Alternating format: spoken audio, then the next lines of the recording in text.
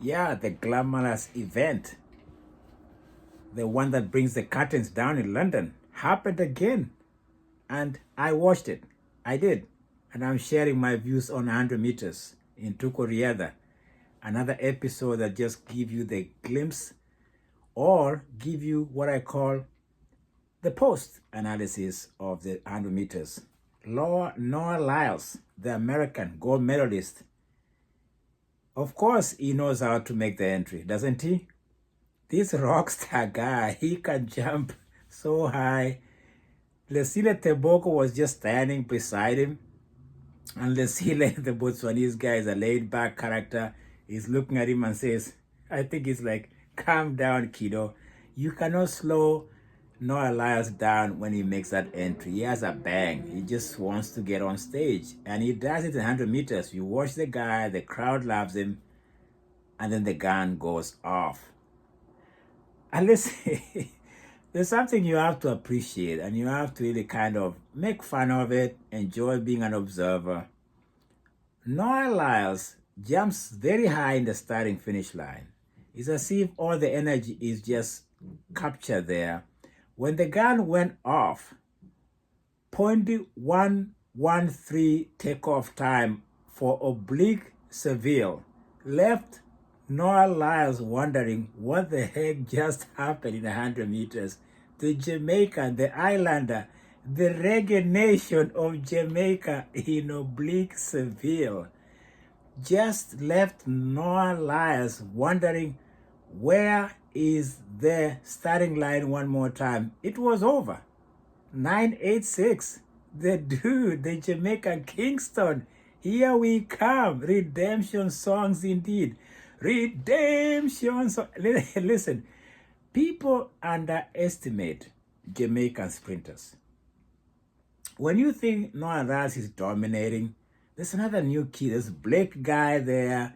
There's Hodges, the Brit.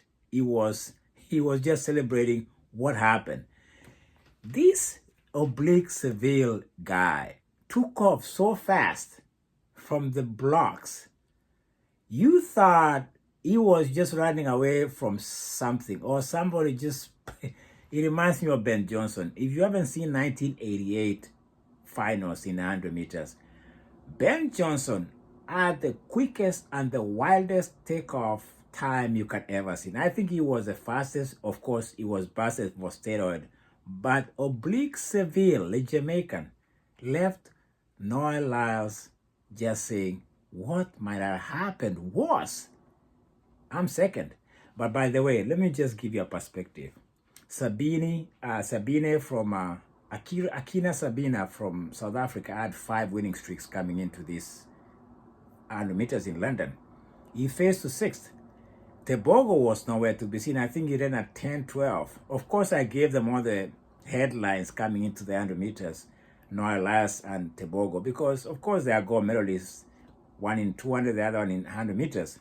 I forgot to check underneath all this was the bombastic bumper car from Jamaica. Wow. I listen, this kid took off. You know, you watch the takeoff, you always have to watch how they get on their blocks and the gun goes off. I don't think he even waited for the gun. This is one guy who cheated on the gun. Great win for him.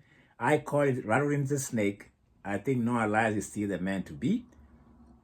But I don't think he's going to be waiting and jumping before the gun gets off. He needs to save his energy for the 100 meters.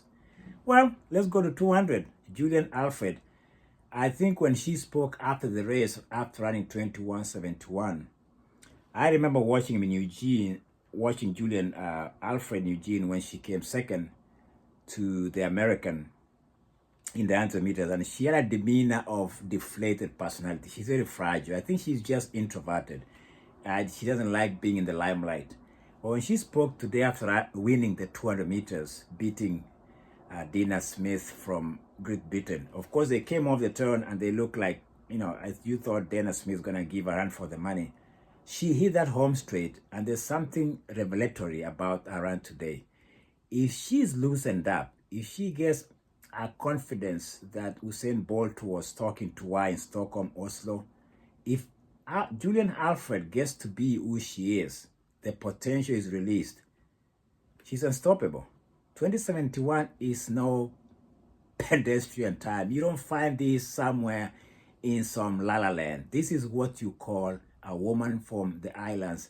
If she gets like just gone the way she did today, she brought her knees so high. I've never seen her running like that. And when she spoke at the end of the race, she said something about, it's not about the competition.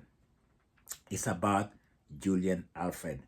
Watch out in the 200 meters. This is a dangerous sprinter from the islands. If she wants to go and dominate, she's going to dominate. And I'm just letting you know. This woman, Julian Alfred, has the potential to run anybody to another zone of win, win, win. What a race, 200 meters. I was shocked at the gap. The gap was good. So was Oblique Seville, even versus Noah Lyles. That was 200 meters for you. It was a stunner. It was a cracker. It was a thriller. But I have to say this.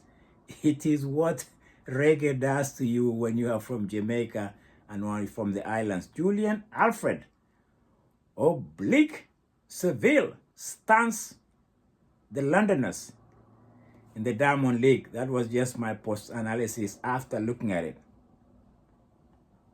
Good night, everybody. Tukuriada.